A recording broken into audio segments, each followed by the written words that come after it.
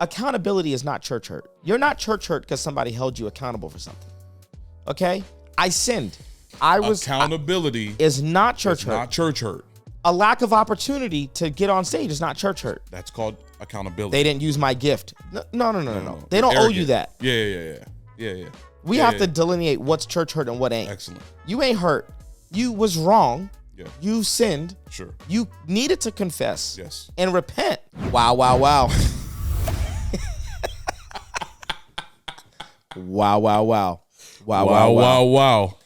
Ladies and gentlemen. Here we are. Episode ARMA Podcast, Season 1, Episode 5. Episode 5. Man. Episode 4, if you didn't watch Episode 4. If you did not watch or listen to Episode 4. You missed out. Missed out. That's the nice way of saying it. I don't know why you would start at Episode 5. Which, that's very weird. You wouldn't do this to a TV show. You've never gone to Netflix and be like, you know what? Let me scroll down to Episode 5. Episode 5. Yeah. I like the number 5. Episode 4 is the one. Yeah, you definitely want to make sure you jump onto that. It's a little longer than our normal flow, but we felt like it was necessary. Very much worth it. Welcome to the ARMA Podcast. My name is Will Wilson Jr. I'm Manny and Will. And here we are, ARMA Podcast, talking about... What are we talking about today, Will? A church culture cuss word. Would you agree with that? Who's it a cuss word for? A lot of people. Really? Yeah. Now, I think this topic, the younger you are, the more you hate this word. Okay. And I have learned that the older I have gotten, the more I have ran towards this word. Yes, I think anyone wise is running towards this word, not away from this word. Today, we are talking about submission. 50 people just got off. 50 people were like, stop the bus right now. Submission. Can I tell you about 21-year-old Will Wilson Jr.? Please do. Talented as heck, anointed as heck, submitted to no freaking body. Yeah. My dad just passed away. I don't have to listen to nobody. Yeah. The one man who could tell me what to do is gone. Yeah. So everybody else needs to shut up because I ain't listening to you. Dang. Ran my life into the ground in about 94 days. My life was ruined. Completely and entirely destroyed my life and my wife's life. I was starting to bring her life down too. Yeah. And I was like, I need a pastor. For sure. Yeah, I need somebody. Yeah. Because at 21 years old, you don't know nothing. I'm 35 and I don't know nothing. So that don't stop with age. I tell you that right now. At 21. I'm 35 years old and I'm like, man, I don't know nothing. Here's how dumb I was. You ready for how dumb I was? Yeah, I'm ready. 21-year-old Will is playing at like 3-4 different churches. Okay. You hustling, bro. Hustling. I'm not connected. You talk about detached. I ain't connected to nobody. Playing at 3-4 different churches. Legitimately making $400 or $500 every service every time. Yeah. So like, you making like $2,000 a week? Ask me where that money at right now. You could have bought a house, bro. Ask me where that money at right now. 2, 4, 6. You making like $8,000 a month? Ask me where that money at right now. Where that money at right now? McDonald's, Chipotle, Cookout. Y'all at least gonna say I know Five we got Guys. people. We got people watching from all over the world. I hope you get to visit the United States if you're from international. But when you come, don't let nobody talk to you about McDonald's. You need to find yourself a Cookout. You need to find yourself a Five Guys and a Whataburger. If you find yourself a Cookout, don't worry about the food. Skip past all of that. Get yourself a banana fudge milkshake. The milkshakes at Cookout are glorious. I was making crazy money, blowing it on stupid stuff. Didn't get the car fixed, didn't buy a house, didn't do nothing I should have done because I was 21 and I was not submitted to anybody. Yeah. Wasn't listening to nobody's wisdom. Not even my mama. Yeah. And then I ruined my life. And the Lord had to bring all of that to a screeching halt and literally reduce me and humble me down into nothingness. Yeah. Can I tell you about my 25th birthday? This is going to be a good story. Yeah? 25th birthday? Uh-huh. On my 25th birthday, I get fired from my first church job. Right. Okay? 25th birthday, I get called into the pastor's office. Did the pastor know you were turning 25 that day? I don't know. But I'll never forget it because it's my birthday. Because I feel like July 5th, like 2013. I would have just been like, we can fire him on July 6th. Come on, y'all. So I'll tell you exactly what happened. Okay. This is such a good story. I get called into the church. What happened, man? I thought I was getting called into the church to get a raise, or because at that point I was the middle school director. Sure. I was the college age pastor. I was the assistant youth pastor, but I wanted to be the youth pastor. Okay. At this church more so than they gave I wanted. You middle school. They gave me middle school and young adults and college, young adults and assistant youth. But they didn't give you the thing you want. Yeah. They didn't give me the youth pastor job. So, but we had been talking about me becoming a youth pastor. Sure. So I'm thinking to myself, it's my birthday. Today's the day. Today's the day. We about to set my boy up. We about to sign some papers today. We in there. We in there. I get called in and to the lead pastor's office. Office, and I'm thrown off because my birthday, to give context, is the 5th of July. Okay. Okay. And I think that year, like the 4th of July was like a Sunday. The 5th was a Monday. And it was like nobody should have been in the office. Right. It was kind of like a day off. Sure. Or it was maybe the other way around, like the 4th was a Friday, right, and this was like, you know what I'm saying? Sure. It was one of those like. But what you're saying is you expected to go into the pastor's office and it was just going to be you and him. Me and him. Yeah. Okay. Who was there? Bro. I get to the pastor's office, okay? It's the very opposite of me and him, okay? Okay. I get into the pastor's office. The pastor's there. Okay. His wife's there. Okay. The founding pastor of the church is there. Okay. Our pastor bishop. Emeritus. Bishop Emeritus. Okay. Is there. A girl that I had dated like 2 years prior. Okay. Is there. Our executive pastor is there. Interesting. Our executive pastor's wife is there. Okay. Our Stoughton location campus pastor is there. Okay. And his wife is there. What many people might call the lead team of your church. Bro. You probably didn't have that language in the early 2010s. The lead team of the church. And an ex-girlfriend. Is in the conference room with an ex-girlfriend. And you said you walked through that door. I walked through that door. Took survey of that group of people, and you said a lot of cuss words went off in my mind. A lot of 4-letter words went off that are in my not mind. in the King James version, bro. Wow. Okay, and so what happened is that my ex-girlfriend became accountable to the campus pastor of the other location's wife. And and in her shout out to accountability, by the way. Shout out to submission. Okay.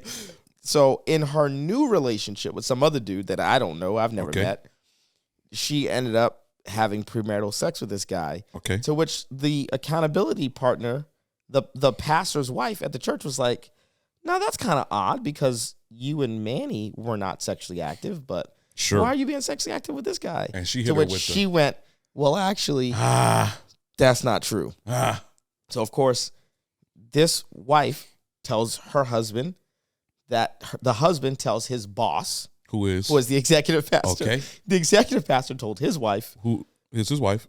Who's his wife? Right. Wife tells the senior pastor's wife. Okay. Senior pastor's wife tells senior pastor. Okay. Senior pastor tells Bishop Emeritus. Call his daddy. What are we going to do?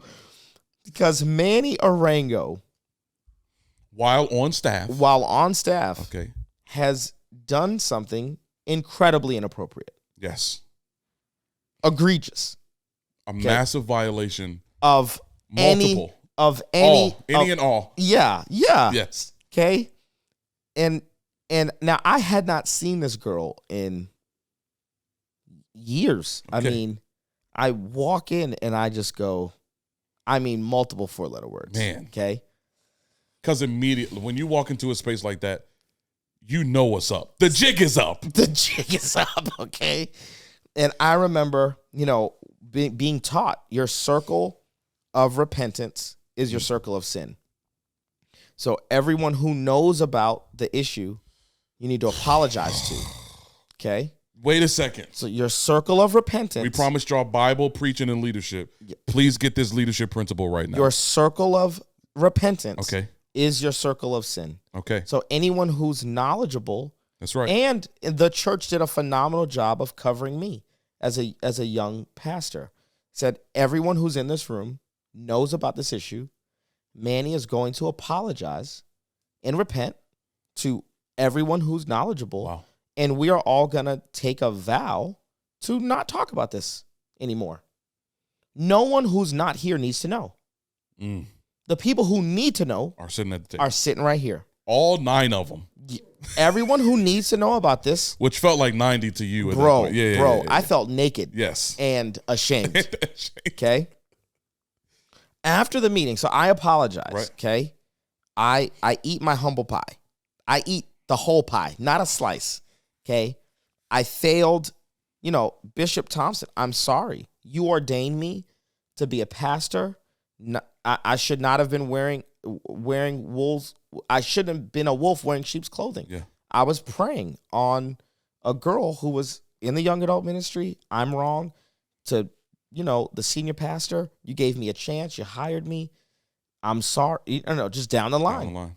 I'm sorry. I apologize to everyone in the room. I apologize to the ex-girlfriend. And then everyone leaves. Me and my senior pastor go into his office. Now we're having a one-on-one conversation. Sure. And he said something that changed my life forever. Okay. I'm very grateful to Pastor Matthew Keith Thompson. Very, very grateful. He said, an incredible pastor. Phenomenal leader, pastor. Phenomenal leader. Yeah. He says, Manny, for a lot of people, you can kind of pinpoint what their issue is. Because they don't have multiple issues. They have one issue. Said, so there's a lot of people who you may see them and they may struggle. There's multiple variations of fruit at the surface of what looks like their problem, but it all boils down to one thing. And he kind of gave some other examples like this person. He's trying to help me think pastorally. And I think the conversation was to get me to ask the question I asked, which was, so what's my one issue? And he said, you have a lot of pastors in your life, but no fathers. You don't have a spiritual father. Wow. Whose voice holds more weight than all the other voices. Right. And then he gave me tension. Said, because the Bible says there's safety in a multitude of counsel. Yes. Said, but there's a difference between counsel and submission. Said, you have the multitude of counsel. I.e. the 9 people who were just here with you. You have a multitude of counsel. Because they didn't badger you. No. They didn't defame you. Bro. Right. No. Talk about that. They covered me. Absolutely. I confessed. It was healthy. It was good. And let me say this. Uphold your reputation. Let me say this. Accountability is not church hurt. You're not church hurt because somebody held you accountable for something. Okay? I sinned. Accountability is not church hurt. Not church hurt. A lack of opportunity to get on stage is not church hurt. That's called accountability. They didn't use my gift. No. They don't owe you that. Yeah. We have to delineate what's church hurt and what ain't. Excellent. You ain't hurt. You was wrong. Yeah. You sinned. Sure. You needed to confess. Yes. And repent. Yep. So I'm like, what is my one issue? And Pastor Matt was so, prophetic for me. That one conversation. Because he asked you a question. Yeah. What's the question he asked you? You're saying okay, let me wrap this part up first. Yes. Yeah. Because this is important. Yeah. This is so important to your development as a person. Absolutely. Okay. So he says there's a lot of, because I'd always had mentors in my life. Absolutely. Mentors. Multitude of counsel. But I didn't have the one voice that I couldn't debate with, argue with. Because when you have a multitude of counsel, you ask all 7 people and you get their opinion and you get their counsel. But counsel and authority are not the same thing. They're not the same thing. Okay. So then he said, why did you keep this a secret? Why didn't you say anything? I said, I didn't necessarily keep it a secret. I did tell somebody. He said, who'd you tell? I said, Pastor Andy Thompson. Now, who is Pastor Andy in relation to Pastor Matt. Yes. It's his brother, his Okay. older brother. Okay. Who's a senior, at that time, was a senior pastor in North Carolina. Okay. Still is Yes. a senior pastor in North Carolina. And Pastor Matt looked at me as clear as day and said, then that's your pastor. That's your father. If that's the person, think about this, in the middle of you eating the pig's food, you came to your senses, you didn't run to me, you ran to Pastor Andy. And I just cannot believe it wasn't territorial. No. He wasn't angry, he wasn't upset. He helped me to identify who my spiritual dad was. And wasn't upset that it wasn't him. I know some pastors who talk about it. They need to be your boss, your Supervisor. pastor, your spiritual father. The accountability. They don't just care that you have it in your life. They need it to be them. Yes. Yeah. And that was July 5th, 2013. Okay. I then made a decision by September that it would be better because that church, they didn't fire me. Like, I stayed on staff. They didn't fire me. I got set down from preaching. They took disciplinary action, but I still got a paycheck. They were insanely kind and gracious and generous towards me. By September, I realized, man, it'd be better to be a volunteer at Pastor Andy's church than be on staff at a church where I have counsel. Right. And so I packed up everything I owned, put it in my Honda Civic, and started working at Nordstrom in Durham, North Carolina. Wow. And just serving at World Overcomers Christian Church. Man. Didn't get on stage, didn't preach. There was no promise of a job. There was no employment opportunity. I just knew I needed a dad. I was like, I need a spiritual father to tell me what to do, with my life. Yeah. Because I'm gifted, I'm anointed, I can preach, I can lead. I've got a Bible degree from a reputable college. Sure. I've been a YWAM. I've been around the world. Right. I'm getting booked to preach, but my private life is a mess. Amok. I have run amok. That's one of my favorite words. Private life. Yes. I get to North Carolina. This man, Pastor Andy Thompson, sits me down on a Tuesday at the food court in the mall. He said, we're going to meet every Tuesday. Okay. First Tuesday, he said, hand me your phone. I'm 25 years old. I pay my own phone bill. I got a job. I'm working at Nordstrom. I had saved up money from my old job. I'd gotten 2 jobs while I was living in Boston. I was the assistant youth pastor. Middle school pastor. I was doing a whole bunch of stuff at my home church. And then I was also working for the Department of Youth Services for the city of Boston. I was like a mentor to kids. It was, I was stacking my coin because I was like, man, I'm going to move, So I paid my own phone bill. Pastor Andy says, give me your phone. I give this man my phone. He deletes Instagram, deletes Twitter, deletes Facebook, hands me back my phone and says, until you get your life right, you will not be broadcasting any of this mess to the world. You're off all social media channels. No explanation. No. Manny. It was a 5-minute conversation. Hands me back my phone. This wasn't dialogue either. This was not a dialogue. No. I'm telling you what to do. Yes. You are done on social media. And here's your phone. He didn't say here's a 30-day fast. No. Until I say. You can have it back when I say so. A month goes by. 2 months go by. 3 months go by. I mean, at this point, I'm like, surely the man has forgotten. Sure. Surely he has forgotten. And for an up and coming, I'm 25. Somewhat itinerant preacher stepping into I'm trying to remain relevant. Yeah. One of the quickest ways to lose momentum is to not be active on social media. Yes. Multiple months go by. So I'm like, hey, Pastor Andy, remember, like, you took social media off my phone and da-da-da-da. Like, when can I get that back? He's like, when I say so. I ain't forgot. When I say so. Maybe another month or two go by. I'm sitting there at the food court on a Tuesday with Pastor Andy. He's kind of drilling me. And he says, I took screenshots of every dumb thing you've ever posted.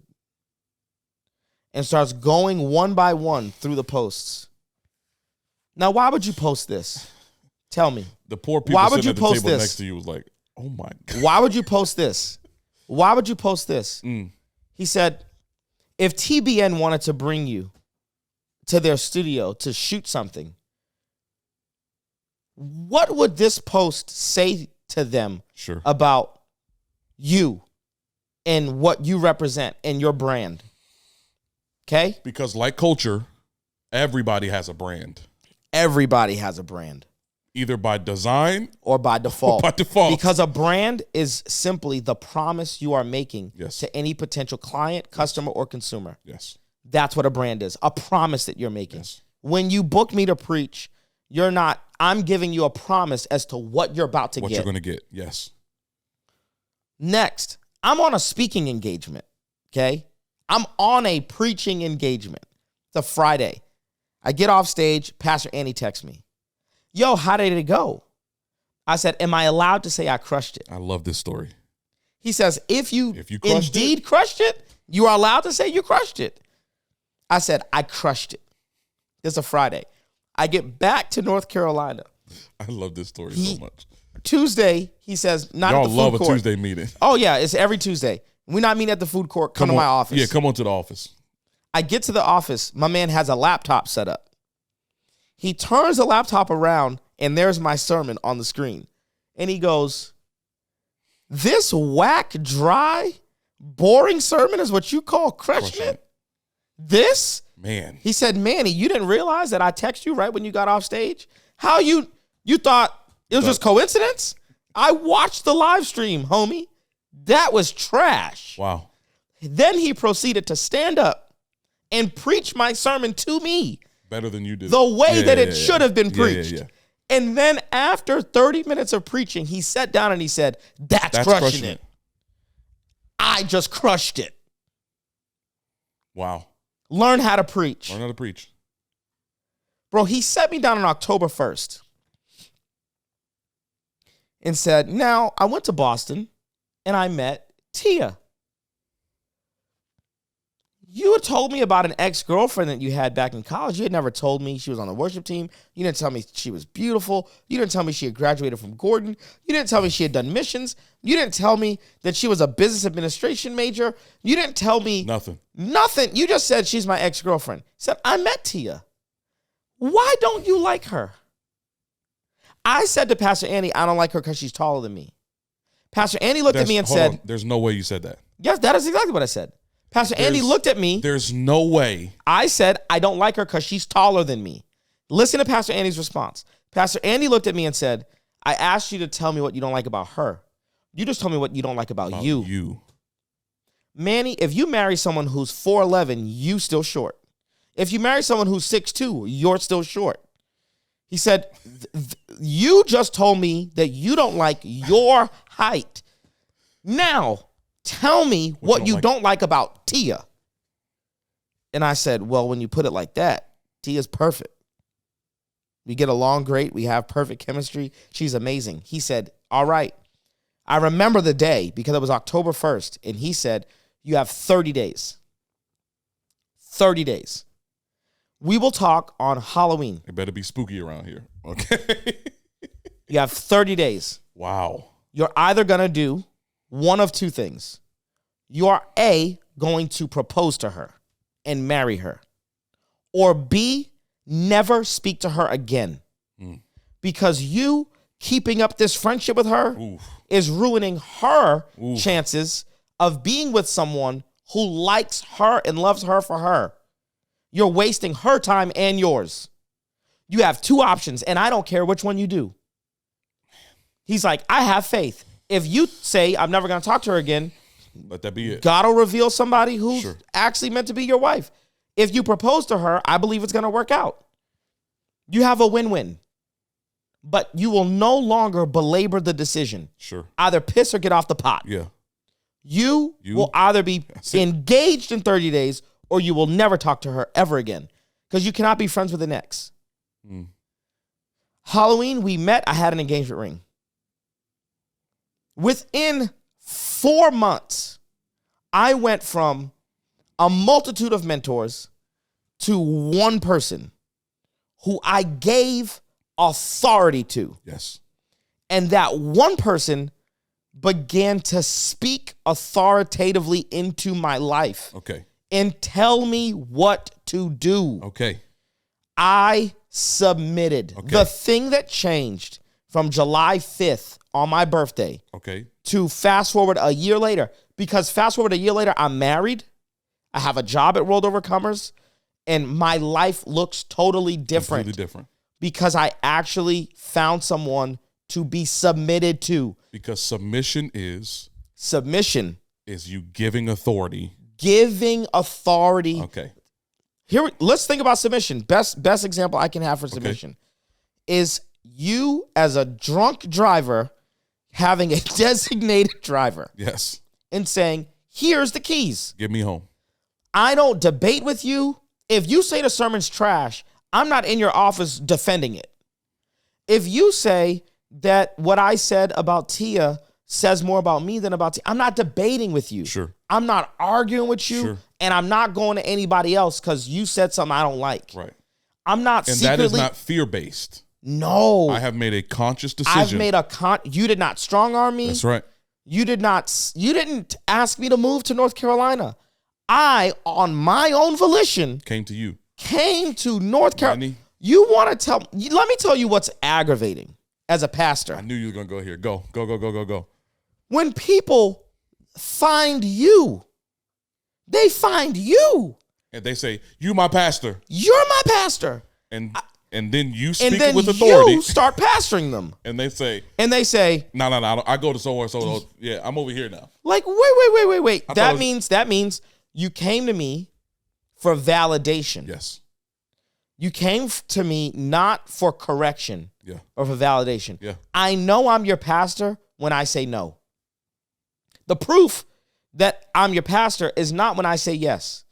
The proof that I'm your pastor is when I say no. Let me read this. Hebrews chapter 13, verse 17. Yeah. Have confidence in your leaders. New Living Translation says, obey your spiritual fathers. Yeah. And listen to this. Do what they say. Do what they say. When people ask me, what does submission look like practically? Submit to your spiritual father. Do what he says. Do what they say. And I don't want to be sexist. We're not sexist here at the ARMA podcast. So submit to your spiritual mothers. Yes.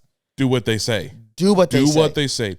Their work, their job, the responsibility of Pastor Andy is to watch this, your soul. Yeah. Not your sermons.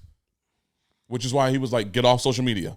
That ain't because you're not going to continue to promote this mess. The mess he was talking about was your soul. Do what they say. Their work is to watch over your souls, and they are accountable to God. Yes. For that. But give them reason to do this, watch this, with joy and not with sorrow. Yep. You give them reason to do this with joy and not with sorrow. That will certainly not be beneficial for you. It's not a benefit for you. Your pastor don't get nothing. Nothing. Out of you obeying what they got to say. Nothing. So my experience is similar. Okay. My life is, I have run my life amok. Am in the process of running Rebecca's life. An absolute muck. Mm-hmm. I grew up, I'm so blessed, similar to you, that I have grown up with a multitude of counsel. Mm-hmm. A multitude of counsel. I have a couple uncles that are still living. My Uncle Ricky's my dad's brother, my Uncle Rod, my mom's brother, my Uncle Ricky. I have two Uncle Ricky's, my mom's brother, Uncle Wesley.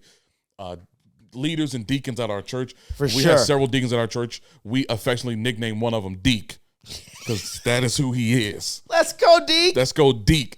Kevin Wilmore, my dad's best friend, Brian Nance growing up, Brian Norris, Jimmy Saunders. I was blessed to have a multitude of counsel. Leon Jackson was like my mentor since middle school. Blessed with the multitude of counsel. But when I became a young man at 21 and my life was becoming a muck, just going crazy, I moved myself to Lynchburg, Virginia. Yeah. Not to somewhere cool like Raleigh, North Carolina, where there's at least restaurants and movie theaters and stuff to do. Lynchburg, Virginia, and submitted my life. I gave authority to Bishop Younger. Yeah. Whatever I do in my life is going to be because you said to do it. Exactly. I'm here to obey. I'm here to obey. And came through the door like, by the way, I play a few instruments. I could be useful around here. For sure. That man looked me in my face. He is the first and only pastor to ever tell me this. I don't need you to play the organ. I don't care. Exactly. That man told me I play the organ. So if I need an organ player, I'll play it. Don't worry about all that. Yeah. If you're going to come, he looked me dead in my face. If you're going to come, you come and be submitted. Yep. What do you need? Come and sit down. What do you need me to do? He told me, I need you to be at Christian education every single Sunday. Yeah. Which took my livelihood away. Yeah. Because Christian education happened before, that's what they call what basically Sunday school. Yes. Where there was teaching happening before the preaching happened in the service. Teaching was going deep dive in the Bible was happening. Yes. But in order for me to be present for Christian education, I could not go play at A Street Baptist. Exactly. I could not go play at Rivermont Baptist. Let me give a little help to younger leaders, okay? Because the Bible says this: get wisdom, although it cost you. Although it cost you. Everything. Everything. Wisdom that's free is not wisdom. Not wisdom. It's advice. Wisdom, real wisdom, is foregoing money over here because I'd rather get wisdom over here. So you want to know what I was doing? Hanging drywall. Dang. With my talented self. Yep. Playing all 30 of them instruments. Hanging drywall. I was working at Nordstrom's. Getting a size 8. Preaching your neck off. Yeah. But doing something practical. Yep. Hanging drywall, mudding the walls, sanding it down. In certain seasons, wisdom matters more than money. Wisdom matters more than money. You can make a lot of money. If you don't have wisdom, you don't know what to do with the money. That's right. Whereas if you get wisdom, your wisdom first, you can turn 2 fish and 5 loaves into enough. Into 12. If you actually have wisdom and power. Absolutely. It was in that season of life that wisdom became active in my life. Yes. Where it was no longer stored up. Oh man, you're wise beyond your years. Yeah. That was a season of life where it became active in my life. And even when we had to make the difficult decision to leave Lynchburg, because while my oldest son was 7 months pregnant, we found out we were pregnant with my daughter. Okay. And my wife was like 7 months old. 7 months old, yes. Okay. My son was 7 months old. My wife goes, hey, we're pregnant again. We need to move around where we've got some more family. Yeah. Because my wife had to have C-sections, and the recovery for a C-section is really rough. All the things. And went to Bishop Younger and was like, hey, man, this is what's best for my family. He was like, yeah, that makes sense. Yeah. All right, when are you doing it? Yeah. Might as well go now. Yeah. Let me say a couple of things. Sure. Number one, because my dad was in and out of the house, it almost programmed me to only receive motherly love. Wow. And because, especially in the black church, absolutely, black churches are like 70% women. Female, yeah. You know? Church across the board, even white, Hispanic, black, doesn't matter the race, is majority women. Yeah.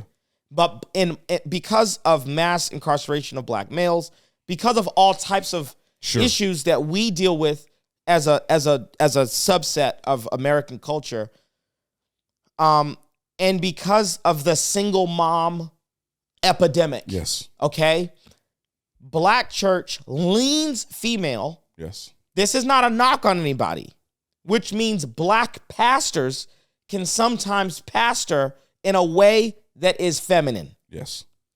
When I finally got around Pastor Andy, I had whiplash because it's the first time that I had to deal with the authority of a man. That you are not going to mom me. You're not going to give me 5 compliments for every 1 criticism. No. You're not going to sandwich the criticism in between a compliment, criticism, and a compliment. No. Pastor Andy will just roll up and be like, that sucks. Don't do that again. And my job is not to get all emotional, not to process emotionally, but to process rationally. And I had to reprogram myself to be receptive to male energy and to fatherly feedback. Okay. Is Pastor Andy loving? Absolutely. Sure. Is Pastor Andy an affectionate individual? Certainly. But there are so many times where younger guys say to me, man, because I'm 35, so I'm at the age where I can kind of be a spiritual dad. Sure. Especially to teenagers. Sure. And then they say, I want you to be a spiritual father. But what they mean is I want you to be a spiritual mom. Yes. I want you to mom me. Yes. And the way that dads love versus the way that women or moms love is different. Neither of them is right or wrong. They don't and it drive. Should be different. It should be different. Yes. It provides balance. Yes. For a family unit. So when I smack my son on his butt, don't do that again. I used to have to tell my wife, hold, give him a second. For sure. You're going to come in and discipline him the way that you discipline him. For sure. I need him to sit in that for a second, though. For sure. Now, my wife is going to take him, pick him up, embrace him. Yeah. Papa, you know we love you. Yeah. But you can't do that. Yeah. Da-da-da. And it needs to be close, and it needs to. For sure. But my voice in my 5-year-old's life, my dad used to say this, I want my son to fear me a little bit. He used to say this. The fear of the Lord is the beginning of wisdom. Wisdom. My dad used to say, when he matures, the fear will mature to reverence. Absolutely. But when he's 9 and can run out in the street and kill himself, yep, I need him to have a little bit of fear. Absolutely. That when my father speaks, I stand still. Absolutely. So I never understood with this when I was a kid, when my dad would say, do you hear me talking, boy? Stop walking. Yeah. Because he was trying to program my subconscious mind. Yes. That when I hear the voice of my father, yes, I stand still immediately. Yes. Because he's thinking, if you run out in the street one day, I need to be able to say, hey, yes, and you immediately stop moving. Yes. Remember the street game, red light, green light? Yes. Yes. He programmed all of us in this way that when we heard his voice, we stopped. But it was because he was trying to get us to understand that my voice is not the same thing as your mother's voice. Absolutely. Stop. Yes. Stop. And that's what he was trying to get us to understand. That's what he's trying to get us to do.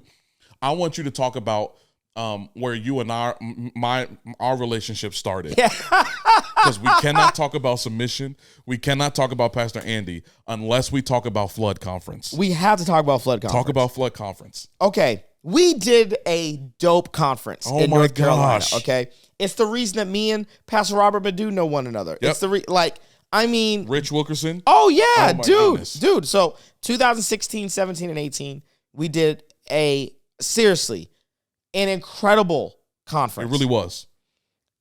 First year, 500 youth and young adults. Second year, 1,000 youth and young adults. Third year, 2,200 youth and young adults. Okay. By the third year, Mike Todd spoke. Rich Wilkerson Jr. spoke. Robert Madu spoke. I think Social Club performed / ministered like bananas. Stupid. Thursday, Friday, Saturday. Thursday night, all day Friday, all day Saturday. Was becoming one of the premier youth and young adult events in the nation. I would say in North Carolina. I'm not exaggerating because I'm a youth pastor. We were growing fast. We were doubling every year. Tampa, Florida. Okay. Going like, that's where we need to get to. Yes. And especially because I was a black youth pastor at a black church with black parents and black kids in my youth group. Sure. To be building something that was recognized multiculturally. Incredible. Right? The lineup, the attendance, the influence, tons of speaking engagements came out of that.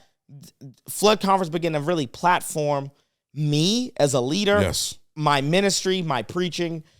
It created an opportunity for me to network and meet people like Mike Todd. Right. Okay. So we had opened up registration for year 4 at year 3's conference. Year 4 was Sarah Jakes Roberts, Jackie Hill Perry, John Gray.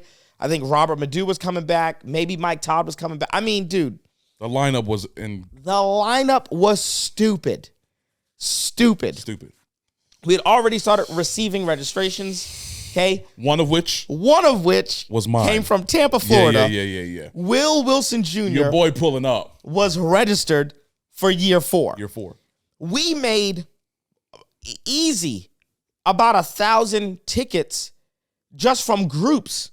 because we really catered to young adult pastors and youth pastors bringing groups of 15, 20, 25. Which has become more common now. But early conference days, that wasn't what was going on. We were crushing it. Yeah. One day I get a call. From? Pastor Andy Thompson. The man you are submitted to.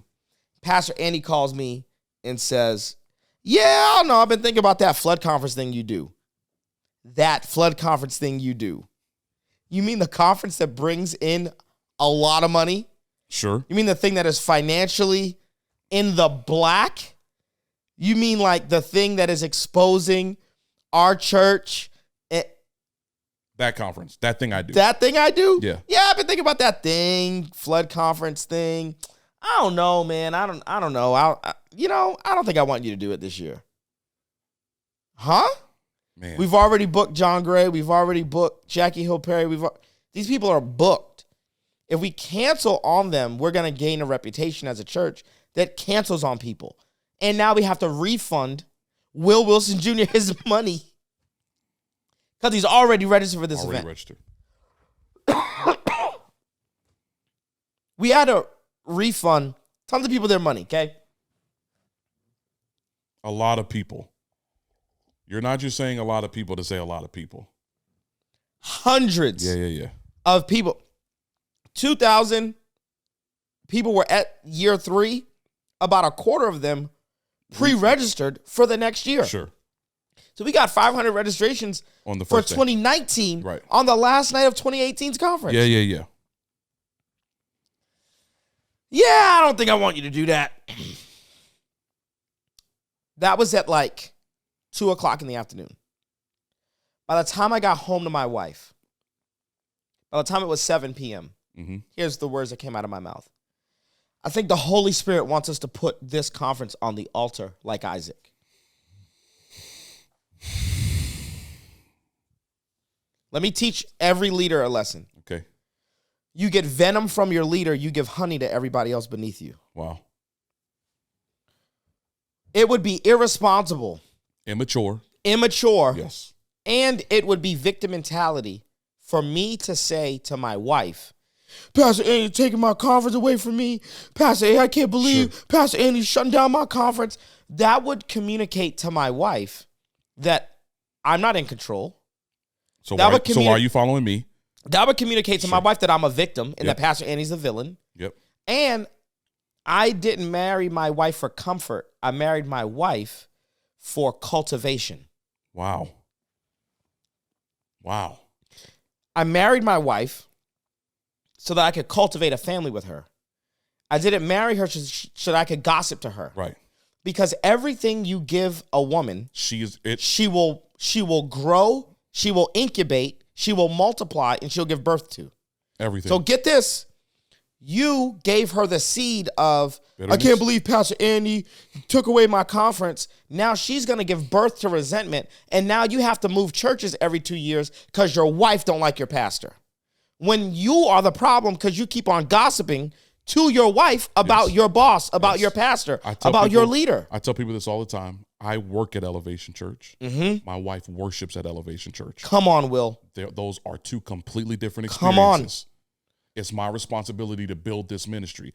That's what I've committed my life to. And as a waiter at this restaurant, listen, I'm going to see some things that customers at this restaurant not going to see. You don't need to see all that. You don't need to see the kitchen. It's not. You don't need to see how messy it is back here. It's not secrecy. I don't live in secrecy. It's not secrecy. It's privacy. It's privacy. That there are some things that as an employee in this nonprofit organization, it is not wise or beneficial to come home talking to my wife about this, because my wife is going to take the seeds of every word that I speak to my wife is a seed. Yes. She is going to incubate it and give birth to something. Yes. I don't keep secrets, but there are some things that remain private. So much so that she has heard some things from some other people. Yep. And come to me and been like, did you know about that? When was you going to tell me?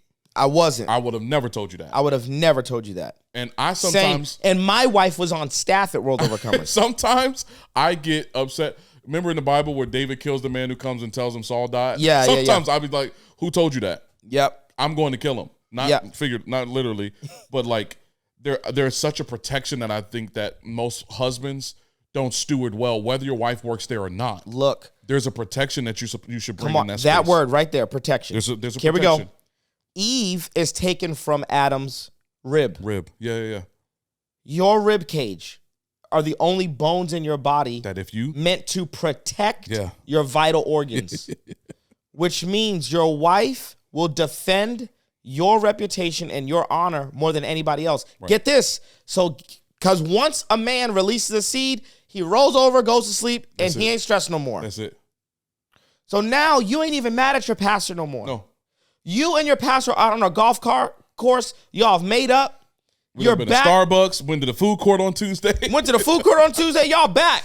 But Sunday roll around. And your wife is still angry. Of what you spoke about on Monday. And so often we are deadbeat fathers to the spiritual seed that we impregnate our wives with. Yeah. Your wife is now mad at your boss because you couldn't put a lid on it and stop gossiping to your wife. Because gossip to your wife is still a sin. Gossiping to anybody who's beneath you is sin. It's sin.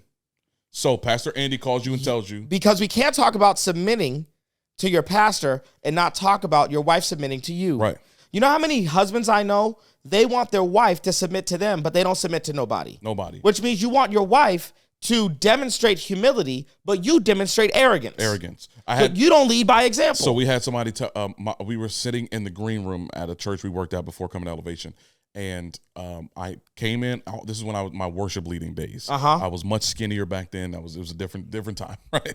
I come in and I sit down, and my wife walks over to me with a cup of coffee, and a small plate of whatever food was back there. Thank you, baby. Thank you so much. There was some single women sitting off to the side. Could never be me. He got legs. Come on. He got legs. He could walk over there and da-da-da. And that's why it ain't you, sis. And my could wife, never be. My and wife you're right. turned around and said, "You're absolutely right." You're absolutely right. Which is why y'all are going home with each other as roommates, and he and I are going home in the same bed. Exactly. And she didn't just diss them, but she pastored them. Absolutely. She said, "You see this small moment of serving, and you don't see how my husband serves me every single day, because it ain't just wives submit to your husbands. Yes. But as husbands be submitted to your wives. Okay. There are some seasons listen to me, man. What God has put on the inside of us as fathers, as men, to lead and to drive, he has also put something special on the inside of women. Yes. I trust my wife's intuition more than I trust my own logic. Yeah. When my wife says to me, I don't trust that person, I don't need no explanation. Younger me, well, you don't know what you're talking about, but 30-year-old me, I don't have to. I don't need resolution on that. Yeah. You don't like them, we don't like them. You're not friends with them, we not friends with them. You're not cool with them, we not cool with them. Because I trust, just like I trust what God has put on the inside of me. 1,000%. I got enough humility to submit to you in this moment and say, hey. Let me tell you two things about submission. Okay. In a marital relationship. Sure. Okay, first of all, let's talk Proverbs 31. Okay. If you actually read the book of Proverbs in its totality, sure. I know we don't typically read the book of Proverbs in its totality. We kind of section it off. Section it off, proverb by proverb, chapter by chapter, day by day. Right. But there's a theme going in the book of Proverbs, and that theme is wisdom. Okay. In chapter 8, wisdom gets personified. Wisdom goes out in the streets. It's calling. Calling for you. Wisdom even says, I was one of the first things that God made. Yeah. By me, he actually created the rest of the cosmos, okay? So and she's known as Lady Wisdom. Yes. So there's Lady Wisdom, Lady Folly. By the end, Proverbs 31, it brings it full circle. It says, man, a wife of noble character. Here's my exegetical stance on this. I do not think that Proverbs 31 is talking about a physical, literal woman. I think Proverbs 31 is telling men what will happen if they marry wisdom. That you need to wed wisdom before you marry a person. Okay? And now, if you marry wisdom, your wife will become a spokesperson for the wisdom that's in you that you don't know how to tap into. Yes. Okay. So to to recruit a woman onto my team, which is my wife, Right. to recruit Tia onto Team Marengo, and then not listen to the wisdom that God placed in her for me It's stupid. is just as stupid Yes. as submitting to Pastor Andy or Pastor Robert and then not listening to the wisdom Yes. that they have for me. Yes. Let me give you two stories about Pastor Robert. Okay. Because now I live in Dallas. Sure. Before I moved here, I had posted something on Instagram. Pastor Robert calls me. He's like, you know what, man? When you say Pastor Robert Madu. Madu. Yes. Okay. Calls me. And he goes, if it was me, I would take that down. Interesting. I don't know about that. You know what I mean? And here's why. Now, I don't know if Pastor Robert knew how bought in I am to the idea of submission. So I stop him and I say, hey, you could have said, take this down now in a text and it would be gone immediately. I don't debate. There's no world where I'm going to be a part of your ministry and not obey what you say. First time I preached at Social Dallas, in between the first service and the second service, he had feedback from me. And because I handled the take the post down well, he's more bold the next time. And you need that. Yes. I don't need my leader trying to think, how am I going to creatively confront? Let's go back to the verse. Because get this, if they see it as extra work, they are going to be slow to confront me. Yes. I don't want my leader to have a bad taste in their mouth when they have to confront me. Yes. This is what it means to me. Make it joy for them. Yes. To watch over your soul. Yes. Make it a joy for them. I grew up in a church that if Bishop Thompson corrected you or confronted you and you did not say thank you, you didn't get confronted or corrected again. Yeah. Because he would only confront you or correct you if you had the wisdom to see that it was love. Love. So now I've moved to, so number one, hey, I wouldn't say that on social media that way. Before we even got off the phone, it was deleted. Deleted. Why am I going to argue with you? With wisdom. My pastor from North Carolina has already trained me on how to submit. Sure. Done. Take the post down. Easy. This man took Instagram away from me for months on end. I can take a post off Instagram. I can take a post off Instagram. Because I had Instagram taken away from me at one point. This man took my phone. Yeah. Okay? Next, hey, he gave me very good advice in between services about how to change the sermon. Okay. Because we only had 5 minutes. If he thought I was going to give a rebuttal and I was going to defend myself, he would have estimated in his time, this is going to be a 30-minute conversation. I ain't got time for a 30-minute conversation. Let Manny just go off in his stupidity. But the fact that I proved to my pastor, it don't take 30 minutes because I ain't got no rebuttals. Yeah. I ain't got nothing to say. I'm not defensive. I'm not going to defend myself. All I'm going to say is, yes, sir. Yep. Yes, sir. Yep. Get this. Next, I'm at Social. It's a Friday. I'm getting ready to go preach in McAllen, Texas. Okay. Pastor Robert calls me. Yo, I need you to preach on Sunday. I got a speaking engagement, like in McAllen, Texas, that I'm about to get ready for. Like the way I feed my family, I'm a full time. And if I get a reputation that I cancel on churches, whatever. And he was like, yeah, I hear you. I need you to preach on Sunday. I said, say less.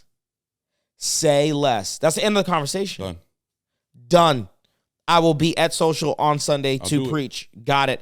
Now, as someone who has traveled a ton and has had to probably have some conversations with some pastors. Give me some wisdom. Give me wisdom. Instead of defending myself. On how. Teach me how to do this. Tell me how to cancel on them well. Well, hey, offer them some other dates, reschedule with them. And now my pastor don't got to argue with me. Yeah. Why would I create a scenario where you got to argue with me? Because submission is having confidence in your leader, giving them that authority, and then obey what they say. Yeah. Here's the other thing. You don't outgrow submission. Never. I will be submitted to somebody till I'm 80, 90, 100 years old because I may be old, but I'm still human. Yes. And I need submission to I'm never going to do away with the flesh. That's right. With this flesh that I walk around with, the arrogance, the pride. Yeah. Submission in it is humility. Yes. Last thing I want to leave people with. What does submission mean? Sub is under, like submarine is under the water. Come under. Mission. Do something. I cannot ask my wife to submit to me. I'm asking my wife to submit to the mission. Yes. And I cannot demand that she submits to the mission that God has the Orangos on if I don't submit to the mission. So the first person who models submission is me. When me and my wife met in college and I was memorizing the book of Matthew, I was memorizing the book of Matthew. She could quiz me in college. She wasn't allowed to read more than 3 to 4 words. She could open up any chapter in Matthew, read 3 to 4 words, and I had to tell her what chapter it came from and which group of verses it was from. When she met me, I was disciplined and I was submitted to the mission that God had the Orangos on. Already. I cannot recruit anyone to submit to the banner of the Orangos if I lack discipline, self-control, and if I'm lazy. It is my work ethic and my commitment to the team that engenders anyone else to be submitted to the team. Yes. The moment I stop following God, you don't have to submit no more because the job ain't to submit to me. It's the mission. It's to submit to the assignment that God has us on, the mission. The mission. Which means when I was dating, I didn't really drop the S word a lot. I didn't drop the submission word a lot. I was trying to figure out, do we agree? Yeah. Not do we submit? Man. Because submission is what has to happen when there's a lack of agreement. The moment we don't agree, that's when submission has to happen. Wow. So my job is to figure out, do we agree? Because if we agree, then that means the moments of submission will be far and few between. Yep. Because if submission is having to happen over and over and over and over in a relationship, then you have to get under the hood of the car and start to analyze why y'all don't agree. Yeah. And the minor prophet Amos asks a very important question. One of the most important questions in the entire Bible. I agree with you. He says, can two even walk together unless they're submitted to each other? Unless they agree. If one party has to submit to the other party continuously, it will create resentment in any relationship. Right. The reason it's easy for me to submit to Pastor Robert is because I agree. I agree that I shouldn't post stupid things on social media. I agree. I agree that my sermons should be better. I agree that I have not reached the pinnacle of what it means to be a communicator. Excellent. I agree that it's more important for me to preach at my church for my pastor than to preach on the road, even though the road is paying me because I value what God's called me to more than I value the paycheck. That's right. But I proved that by working at Nordstrom. Yes. In 2013. Because God will Mr. Miyagi you. Absolutely. He will prepare you for whatever's next. If I disobeyed Pastor Andy, I would have moved to Dallas doing the same thing to Pastor Robert. Absolutely. And I wouldn't be able to steward the new opportunity. Great. Because it is the habits you develop in whatever season you're in right now that give you the tools that you need for the season that God is going to bring you into. The people in your life that God also, if the leader you're submitted to has to be perfect for you to submit to them, you're immature. A mature person can submit even to bad leadership. Because if you're a bad leader, okay, Will, and I submit to you, okay? If you're a bad leader and I submit to you, now God only has to deal with you. Sure. You have to answer for what you did and for what I did. Right.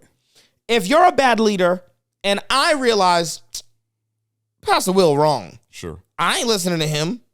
Now I have stepped out from underneath the umbrella of your covering. And now I have to answer to God for me and you have to answer to God for you. Yeah. I'd rather listen to a leader even when they're wrong, because now there's no blood on my hands. Right.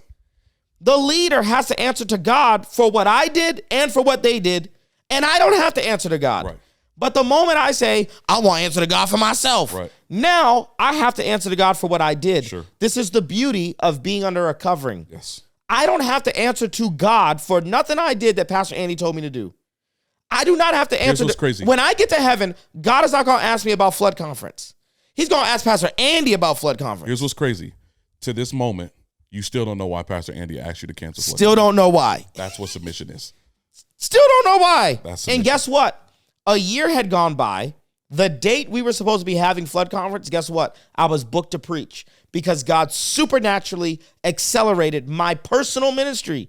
That by the time we got to 2019, I did 74 speaking engagements in 2019. I didn't have time to do no conference. Wow, wow, wow. I don't know why Pastor Andy canceled it, but I can just go ahead and say God went ahead and canceled it because he knew that I wasn't going to be able to run a conference and do 74 speaking engagements. Which was and the mission. I believed that if we took the conference away, my speaking engagements would go away. God wanted to show me, if you put the conference on the altar, I will platform you in ways you cannot platform yourself. Last, if your father's voice don't sound like God's voice, then A, you don't know what God sounds like, or B, you got the wrong father in your life. Because when Samuel hears the voice of the Lord for the first time, he goes to Eli. He goes to Eli and says, you call me? You call me? And Eli goes, nope. Nope. That happened multiple times, by the way. 3 times. Yeah. Because for Samuel, God's voice sounded like Eli's voice. Yes. Eli finally got the hint and said, the next time you hear that, talk to God. Say, speak, Lord, yes, for your servant is listening. But submission will make the voice of God sound like the voice of your father. So when Pastor Andy said, we canceling flood conference, I had the choice to just hear him or to hear God through him. And what you communicated, not just to Tia, but to my volunteers, to my leaders, and to people who had registered, was this: God has asked us to sacrifice this. That is literally what you said in the social media post. God has asked us to. That was how I framed the narrative by 7 p.m. that night. Yes. God has asked us to put this on the altar of sacrifice. I'm never going to make myself the victim. I'm never going to make my pastor the villain. God has asked us to sacrifice this. Now, some people would say, well, is that really the truth? And I would say, yeah, it's my truth, because I framed the narrative for me to be more than a conqueror, to be an overcomer. Yes. I'm never going to frame the narrative for me to be the victim. Yes. Never. That is submission. Joseph says, not God. Joseph says, what y'all meant for evil, you intended this for evil, but God turned it around for good. Yeah. Because it's the story you tell yourself that matters more than anything that anybody says to you. That is submission. Submission has changed my life. Mine too. Submission has rescued my life. I will never be out here as some rogue. No. Can't listen to nobody. Those people don't last, by the way. My wife knows. If you're married to a dude and you want to check him, it just means y'all ain't got no pastor. Because if me and Tia really get arguing, good. She know who to call. I'll just call Pastor Andy. I'll just tell on you. Yeah. My wife knows. I'm not going to stand here and argue with you. Y'all can be impressed by Elevation Church all you want to. She know all I got to do is call up to Lynchburg. And all of this, because here's what Bishop Younger will say: go on over there and resign. Y'all come on home. She knows if I ever get out of pocket to that extent, she know who to call, because I am submitted to somebody. Listen, if you are married and there's no submission, external submission for you and your spouse, you are playing basketball without a referee. That's it. And I don't play ball without a referee. No. Because it is impossible to call your own fouls. Right. There's a lot of marriages right now that are in trouble because the wife's calling fouls, the husband's calling fouls. And when you play ball on the street, and you call a petty foul, I'm calling a petty foul next. The next time you breathe on me heavy. And now we're in a foul battle, and it's now no longer we're about the in game. a vicious cycle of calling fouls on each other. It's interesting that the basketball referee has the exact same title as the person who performs your wedding. Officiant. Official. Who's officiating this game? Who's officiating the game? Who's officiating this wedding ceremony? Because that is who we're ultimately submitted to. At the end of the day, I have sat in Pastor Andy's living room and him say, that ain't a foul. Yep. I've listened to Bishop Younger, and he said, you are wrong. You owe your wife an apology. Yes. Bishop Younger told me one time. And I will, let me give some pushback. Don't forget what you're going to say. Okay.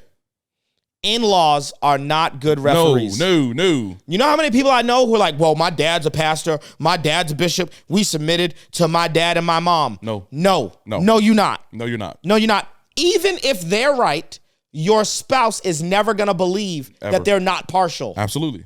Your spouse, whoever the in-law is never going to buy it. Never. They're always going to have an out.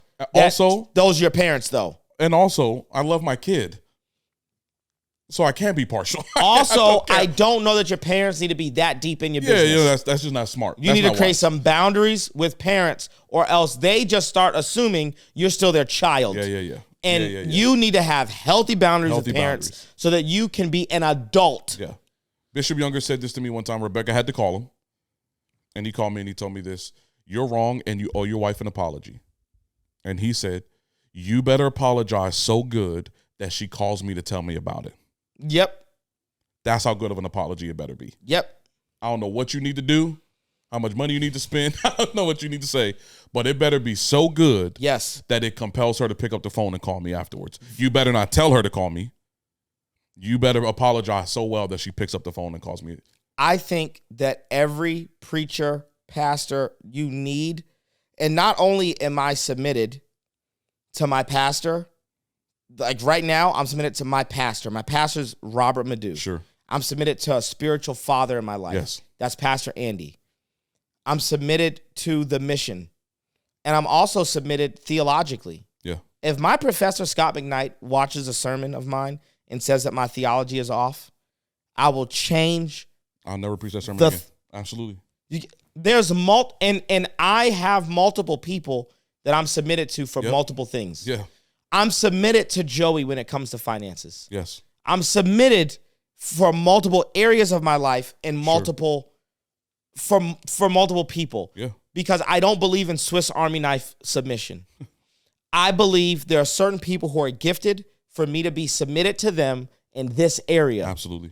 Woo! Will. Make it a joy to be for you to be submitted to somebody.